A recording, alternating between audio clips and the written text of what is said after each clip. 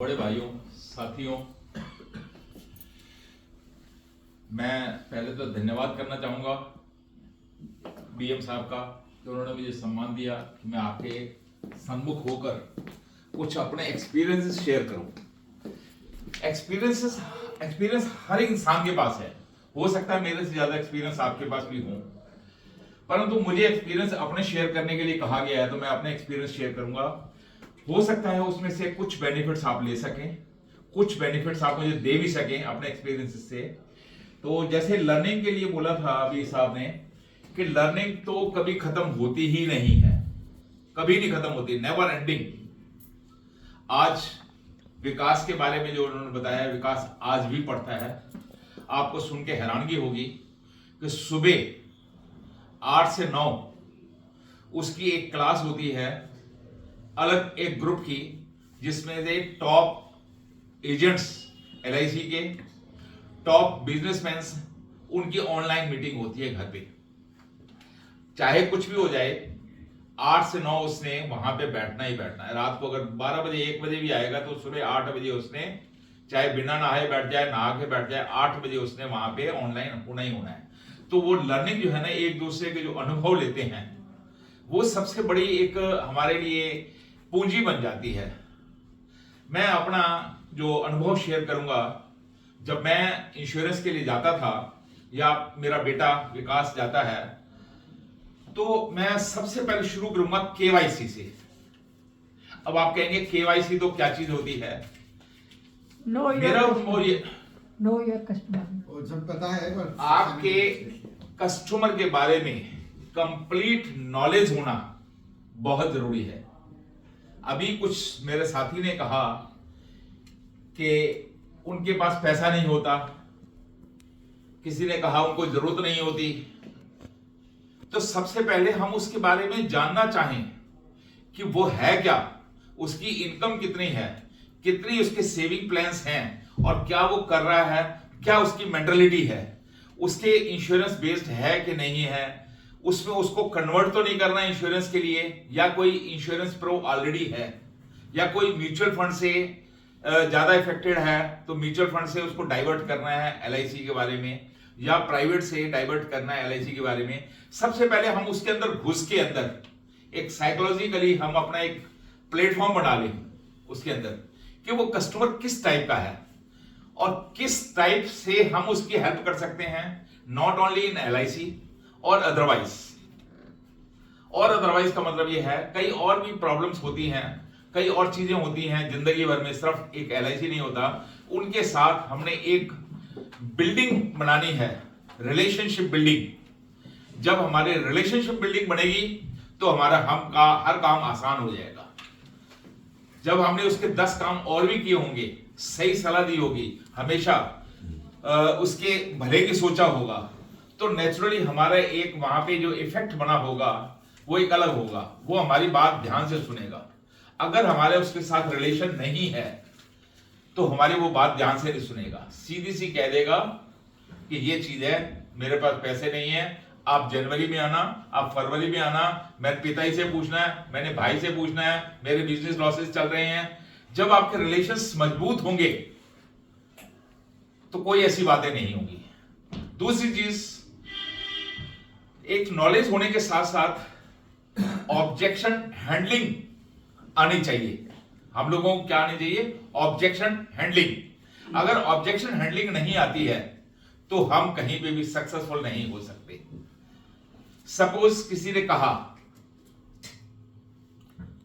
इससे क्या फायदा, मेरे तो इससे फायदा नहीं है, एलआईसी का कोई फायदा नहीं है, तो you must not keep quiet, you must answer, इसके ये फायदे हैं, मैं अगले महीने करवाऊंगा। उसको भी ऑब्जेक्शन को हैंडल करना चाहिए कि जो अच्छा काम करना है वो भाई साहब अगर आज कर लेंगे तो आज, कल की किसने देखी है? 2-4 एग्जांपल बता दीजिए, कल किसी ने ये सोचा था, हुआ कुछ और। तो बेटर है अगर अच्छा काम है वो आज कर लीजिए। प्लानिंग, सपोज बोलता पैसे मेरे पास अगले हफ्ते आने हैं, ओके जी, बाकी सारी फॉर्मेलिटीज कंप्लीट कर लेते हैं, और बाकी मतलब उसको आपने अपने एक प्रोफेशनल तरीके से उसको छोड़ना नहीं है, और अपनी जो वैल्यू है वो भी कम नहीं होने देनी। अपनी वैल्यू कैसे कम नहीं होने देनी? ये नहीं कि याद कर ले यार, प्लीज याद कर ले, ऐसा भी नहीं है। You should have your respect, और उसमें बल्कि उस पर एहसान करिए। क्या एक हफ्ते बाद ठीक है, कोई बात नहीं, आइए एक हफ्ते, जब तक मैं आपके मेडिकल करवा देता हूं, सब कुछ करवा देता हूं, तो आप वहां से जब उठ के जाएंगे तो आपका केस, जो आपका प्रपोजल है, वो ऑलमोस्ट फाइनल होना चाहिए। अगर हम वहां से उठ के चले गए तो आप ये चीजें देखिए कि अगला चैप्टर फिर नए सिरे से शुरू होगा। जो आपको अगले महीने आने को बोला है ना, अगले महीने से फिर हो जाएगा। हो सकता है उसके अगले महीने प्रॉब्लम्स तो खत्म नहीं होने वाली हैं, उसकी कोई और प्रॉब्लम हो जाएगी। और यही बात आप क्लाइंट को भी बता सकते हैं कि भाई प्रॉब्लम्स तो जिंदगी में चलेगी ही चलेगी। अब प्रॉब्लम्स के साथ साथ हमें जीना है, ठीक है जी। तो ये सारी चीजें जो हैं, और हमारा एक टारगेट बेस होना चाहिए। हमारा टारगेट क्या है? इस महीने हमने कितना काम करना है? हमने सीओटी बनना है, हमने टीओटी बनना है, या हमने एमडीआरटी बनना है? जब हमारा लक्ष्य ही नहीं होगा तो हम काम नहीं कर पाएंगे। लक्ष्य होना बहुत जरूरी है। और सबसे पहले आप अपने आप से पूछें कि how many hours we are devoting to our profession. क्या हम 4 घंटे लगाते हैं, 5 घंटे लगाते हैं, या वैसे ही जब मूड को किया चल देते हैं किसी के पास? जब हम किसी के पास जाएंगे तो पूरी तैयारी के साथ ऐसे जाना चाहिए जैसे कि हम एक एग्जाम देने जा रहे हैं। सपोज मैं मिस्टर जैन के पास जाना चाहता हूं, तो मिस्टर जैन के बारे में सब चीजें नॉलेज मुझे होनी चाहिए कि कौन सा बिजनेस करते हैं, क्या करते हैं, अच्छा करते हैं, ऑलरेडी इसकी पॉलिसीज के बारे में पता करना है, या जो कुछ भी है उसके बारे में सारा कुछ मुझे तैयारी करके रखनी है। और कौन कौन से प्लान में इनके लिए सुटेबल हैं, वो प्लान्स की अगर मैं कंप्यूटर पे या अपने लैपटॉप पे अगर उसको मैं बना के रखूंगा तो नेचुरली वो हमारे लिए बहुत फ्रूटफुल रहेगा।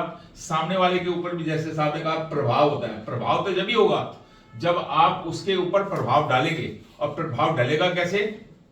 इन्हीं चीजों से, नॉलेज से।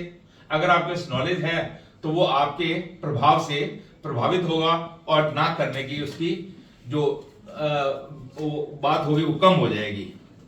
ठीक है जी। और कभी भी किसी भी क्लाइंट को आप अंडर एस्टिमेट मत कीजिए। कई बार हम सोचते हैं यार हम तो सिर्फ 5,000 रुपए महीने के लिए कह रहे हैं उसको। हो सकता है उसकी कैपेसिटी 50,000 महीने की हो, 1 लाख रुपए महीने की हो। तो हम उसका जब असेसमेंट कर लेंगे कि वो क्या है और कितने सेविंग कर सकता है, तो उसी हिसाब से हम उसको वो प्लान भी देंगे। कई बार हम ये कह देते हैं यार चल यार एक प्लान करना है तेरा, कोई भी प्लान नहीं होता। प्लान प्लानिंग से ही होगा, और जो सूटेबल प्लान है, हर एक चीज हर एक आदमी को सूट नहीं करती। ठीक है जी। हर एक प्लान हर एक कस्टमर को सूट नहीं करेगा।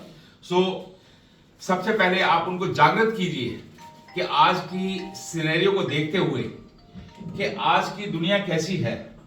जब बुढ़ापा आएगा आपका, पुरी साहब ने बताया रिटायरमेंट तो बहुत ही जरूरी है।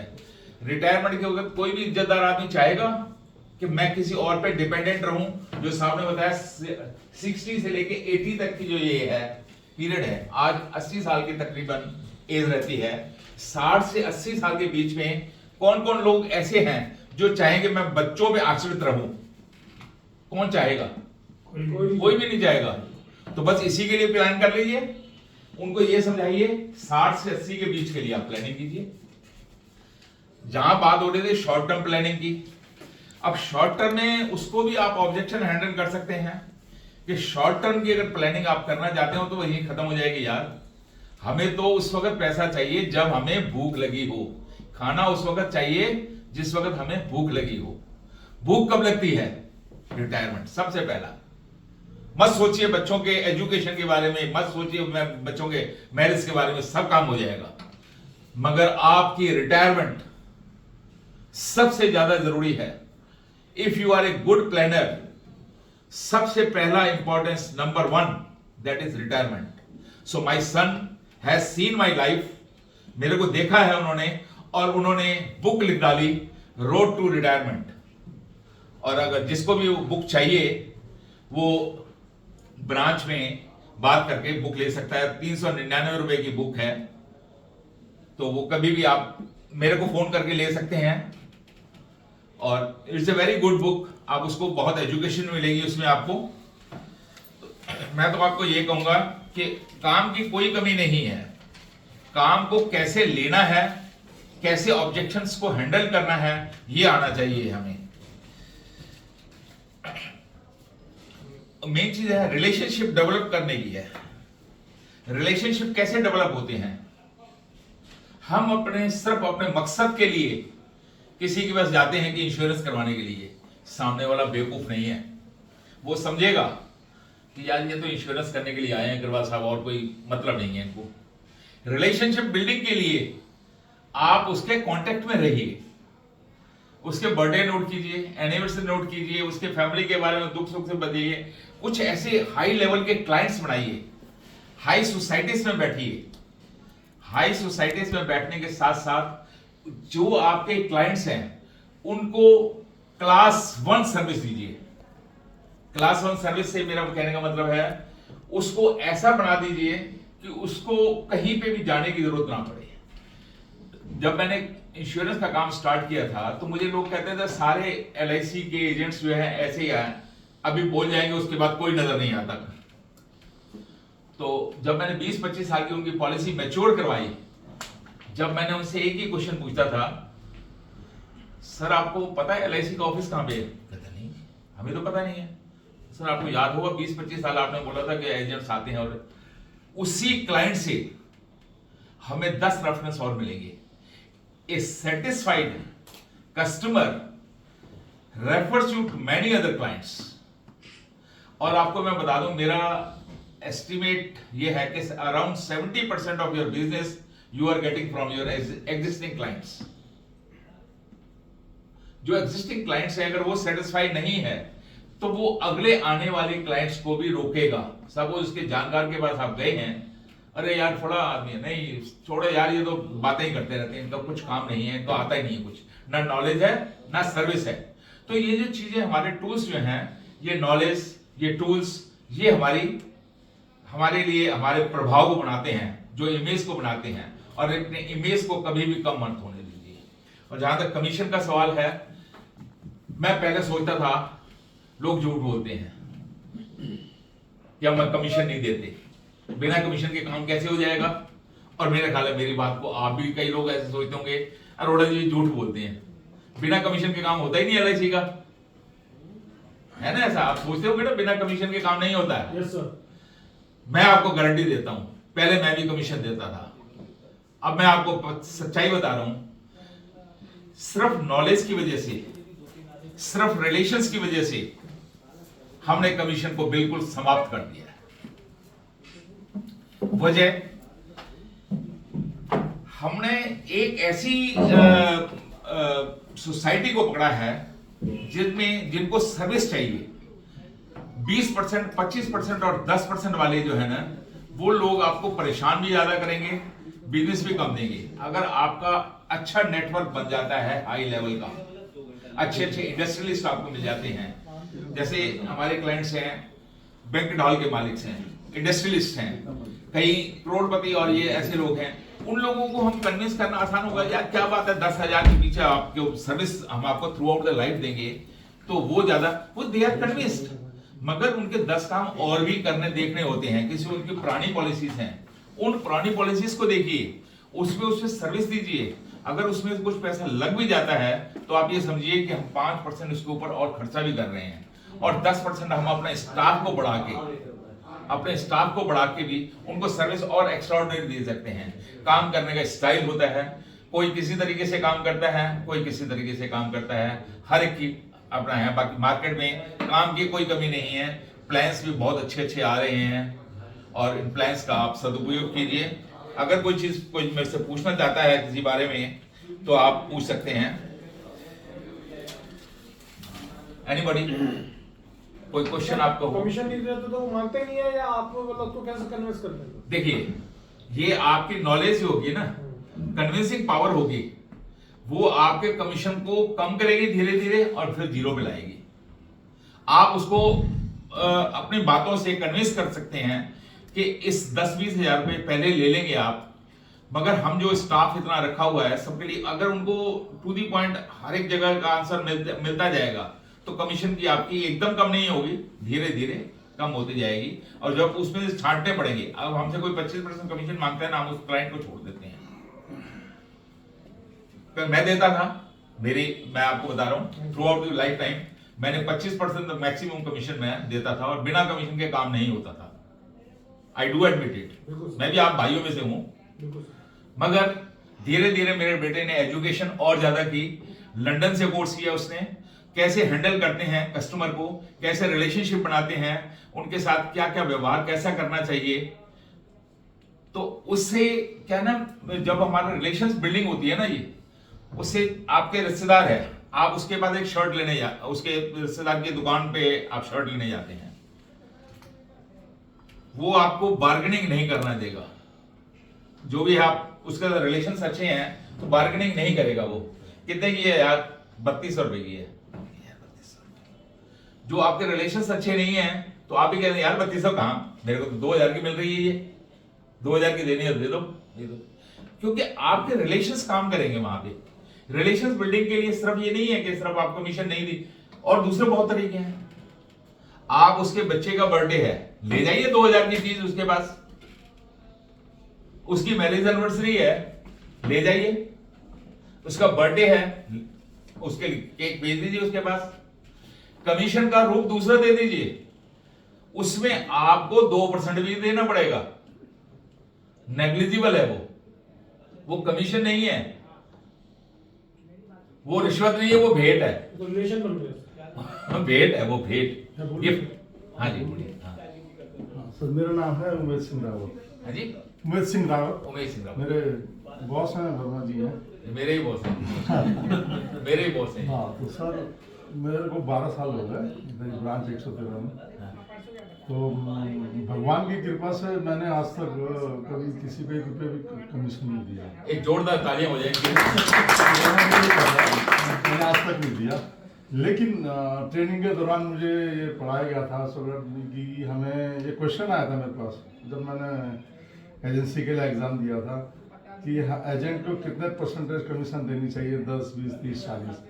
तो उसका आंसर तो 9 ही होता है ना, 1% भी नहीं देनी। लेकिन समस्या ये है कि कुछ ऐसे मेरे पास बिजनेस में ऐसी समस्या भी आई कि जहाँ मैं कहीं गया और मुझे बात पक्की हो गई, सब कुछ हो गया, लेकिन फिर अगले दिन मैं जब गया तो उस क्लाइंट ने कहा कि ऐसा है कि राहुल जी यार आप तो एक भी पैसा नहीं देते, दूसरा बंदा मुझे 6 महीने के प्रीमियम भर रहा है, साल भर का भर रहा है, ये क्या आप बताइए भाई। मैं तो बिल्कुल नहीं देता, मैं तो बिल्कुल नहीं देता, मैं तुम्हें सर्विस दूंगा। जैसा कि आपने बताया, केक दे दिया और पार्टी दे दी या बर्थडे गिफ्ट दे दिया, सब चीज़ मैं ऐसे इसी प्रकार से मैं भी करता हूँ। लेकिन मेरा जो मैं आग्रह करना चाहता हूँ, आग्रह ये है कि जब हमने देना ही नहीं है कमीशन, ये LIC की तरफ से भी अलाउड नहीं है कि आपको बिजनेस को डेवलप करने के लिए कमीशन देना है। तो कहने का अर्थ है कि जैसे हम छोटे एजेंट हैं, हमारी अर्निंग जितना बड़े लेवल का नहीं है माना, और जो बड़े एजेंट हैं जिनका लाखों में टर्नओवर आ रहा है, तो वो लोग आराम से जो है कि छोटे एजेंटों की कमीशन दे करके उनके बिजनेस को खराब कर देते हैं। तो कहने का अर्थ मेरा ये है कि तो देनी नहीं चाहिए ना, फिर कमीशन किसी को भी नहीं देनी चाहिए, जब लॉ बना है तो नहीं देनी चाहिए ना। इससे ये कि हमारे छोटे एजेंटों का जो काम जो है, बना बनाया काम जो है, वो हमारे हाथ से क्लाइंट निकल जाता है। तो मैं तो यही कहूँ कि ऐसा ना हो तो ज्यादा अच्छा है। इसके लिए कोई लॉ बनना चाहिए ना कि भाई कमीशन कोई ना दे, ताकि सभी लोगों को समांतर काम करने का अवसर मिले। मगर आप किस किस को समझाएंगे? हाँ, ये वाला चीज है कि किस को समझाएंगे, हर एक इंसान लेकिन का ऐसा काम होना करने का चाहिए तरीका क्योंकि हमारे हाथ से कुछ ऐसे केस निकले हैं आपस बाद में कि जहाँ पर किसी दूसरे आप उनको कन्विंस करने के लिए अपने पास मटेरियल इकट्ठा कीजिए। जैसे फॉर एग्जांपल मेरे पास भी ऐसे कई बार आते हैं, तो मैंने उनसे पूछा, मैंने कहा जब आपका बच्चा बीमार होता है, भगवान ना करे किसी का बच्चा बीमार हो, मगर सपोज होता है, तो आप जोड़े छाप डॉक्टर के पास जाना चाहेंगे या स्पेशलिस्ट के पास जाना चाहेंगे? मैं स्पेशलिस्ट के पास जाना चाहता हूं। मैंने वही बात है, आप वहां पे कम पैसे देके दवाई लेंगे मगर आपको सेटिस्फेक्शन नहीं होगा। मगर स्पेशलिस्ट के पास जाएंगे तो आपको प्रॉपर दवाई मिलेगी, ऐसे यहाँ पे प्रॉपर एडवाइस मिलेगी आपको। आप कमीशन के चक्कर में आप अपनी पॉलिसी ही गलत सेलेक्ट कर रहे हैं, because you may be perfect in your business but we are perfect in our profession. सिर्फ जो लोग खरीद बेच का काम करते हैं उन लोगों को कोई मतलब नहीं है आपके बेनिफिट से, मुझे आपके बेनिफिट से मतलब है। You should be the party should be convinced. बहुत मुश्किल है काम, बहुत मुश्किल काम है, कहना आसान है, मैंने कह दिया बिना कमीशन के काम करना है, मगर उसके लिए बहुत कुछ करना पड़ता है, अपनी नॉलेज को बहुत अपग्रेड करना पड़ता है, रिलेशंस बनाने पड़ते हैं, और उसके ऊपर हमारा जो है प्रभाव ज्यादा होना चाहिए। अगर उसका प्रभाव ज्यादा होगा तो वो कमीशन बहुत मांगेगा। हमारा प्रभाव अगर उसके ऊपर आ गया, उसको समझ में आ गया कि रावत जी अच्छा कह रहे हैं, मेरे फायदे की बात कर रहे हैं, तो शायद हो सके, तो मैं एकदम खत्म मत कीजिए कमीशन को। सपोज वो कुछ देता है, आप कहिए ठीक है मैं आप वैसे देता नहीं, मगर आपके लिए 10% या 5% ऐसा है। फिलहाल अभी तक मैंने कोई मतलब एकदम खत्म करने से मैं ये कहूँगा एकदम आप अपना बिजनेस ही बंद कर दीजिए, ऐसा नहीं है। दीजिए, मगर धीरे धीरे जैसे जैसे आपकी नॉलेज बढ़ती जाएगी ना, आप उसको खत्म कर दीजिए। मैंने आपको खुद बताया कि पहले मैं कमीशन देता था, अब बेटे मैं तो अभी तक सुन से ही नहीं दिया सर। बहुत अच्छी बात है, एक बार और जोरदार तालियां बजाएं। एक मेरी एजेंट है मिसेस तरुणा कटारिया, उन्होंने भी आज तक 1 रुपया कमीशन नहीं। हम लोग के सामने खड़ी हैं, तालियां कीजिए। अब आप ये बताएंगे कि अगर बिना कमीशन के काम हो सकता है, मगर हम इजी वे में जाते हैं, 6,000 दो ना यार, 50% दो, मेरे को वहां पे देना है यार। एक बात बताओ, आप अगर 50% आप वहां पे देते हो, 1 लाख रुपए का आप प्रीमियम लाते हो और 50,000 रुपए उसको दे देते हो, ये 50,000 रुपए आप में अगर अपने उसमें नॉलेज को बढ़ाने के लिए लगाते हैं या अपने कैलिबर को बढ़ाने के लिए लगाते हैं, वो ज्यादा अच्छा है। रिस्पेक्टफुली हम काम कर सकते हैं, मगर धीरे धीरे होगा, एकदम नहीं, एकदम नहीं होगा। कहीं मेरे कहने से आप ये कहेंगे कि मैंने तो कमीशन देना बिल्कुल बंद कर दिया, दीजिए आप कमीशन, मगर धीरे धीरे इसको इस प्रथा को हटाने की कोशिश कीजिए, ज्यादा अच्छा रहेगा, बेनिफिशियल है आपके लिए, हर एक के लिए बेनिफिशियल है। और कोई एनी अदर बॉडी, कोई और क्वेश्चन किसी का पूछिए, क्वेश्चन पूछना, अपने अनुभव भी बताइए मुझे, ताकि मैं भी सीख सकूं आपसे कुछ। सर कमीशन जो है वो 3 पॉइंट पे कम हो जाएगा, जैसे आपने बताया है कि जो आपका relation, knowledge, relation and objection ये आप रखोगे, हाँ ऑब्जेक्शन हो जाए। मेरा भी काफी कम हो गया है। आपका शुभ नाम? आर के शर्मा, नीलम शर्मा के नाम से एजेंसी है, नीलम शर्मा के नाम से एजेंसी है। अच्छा, आर के शर्मा, आके समझ आगे। तो जो रिलेशन की वजह से जो है कि दूसरा आप कमीशन मांगता नहीं, कोई मांगता भी है उसको, जैसे पहले 25 देते थे, 30 देते थे, 10 दे दिया, 20 दे दिया, उसने मांगा नहीं लेकिन फिर भी दे दिया। या फिर वो दूसरा तरीका है कि किसी उससे मैरिज पे गिफ्ट दे दिया, बच्चे की मैरिज पे, बच्चे के बर्थडे पे दे दिया, उसके एनिवर्सरी पे दे दिया, उसको इस तरीके से कर ले। आपको और मेरा एक और पॉइंट है सर, बिजनेसमैन को टैकल करना काफ़ी मुश्किल सा होता है, हो जाता है। वो ज़्यादातर ना बिजनेस पे डालता है, अमाउंट जितना भी है, मेरे बहुत सारे बिजनेसमैन हैं अच्छे, लेकिन बहुत मुश्किल से उनको कन्विंस हो पाते हैं। बड़े बड़े हमारे पास के लिए, जैसे जीवन साथी, हमारे पास एक तो मैं उसके लिए थोड़ा सा आपको टिप्स एग्जांपल बताता हूँ बताइए तो फायदा। कि अगर किसी के पास क्लॉथ बेचता है, कोई सब्जी बेचता है, कोई फ्रूट बेचता है, कोई और आइटम, इलेक्ट्रॉनिक आइटम बेचता है, हम क्या बेचते हैं? हम अपने बातों को बेचते हैं। अगर हमें बातें करने ही नहीं आती हैं तो हम पीछे रह जाएंगे। हम तो वो हैं सबसे ज्यादा इंटेलिजेंट लोग हैं जो हजारों और लाखों रुपए लेके आते हैं बिना कुछ दिए हुए, सिर्फ एश्योरेंस के साथ। तो हमसे ज्यादा कैलिबर तो उसके पास नहीं होगा। वो तो उसको शर्ट को देगा तो 3200 रुपए लेगा, या कोई 1 किलो आपको आलू देगा तो उसके पैसे देगा।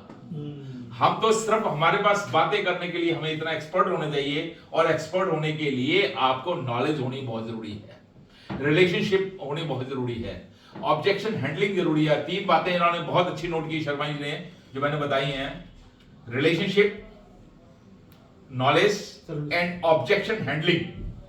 3 चीजें आप हमेशा याद कर लीजिए, आपको बिजनेस की कमी नहीं होगी। और सबसे बड़ी चीज है कि हमारे सपोर्ट जो है, ब्रांच की सपोर्ट, हमारे पिलर विजय आनंद जी हमेशा तत्पर रहते हैं। इतनी स्टाफ की कमी के बावजूद भी हम लोगों के साथ हमेशा एक ही आवाज आती है, हाँ जी हो जाएगा। और ये जो हाँ जी हो जाएगा हमारी एक स्ट्रेंथ बढ़ाता है आगे जाने के लिए। एक बार जोरदार तालियां हमारे टीम के लिए। धन्यवाद। आपके लिए भी तो ताली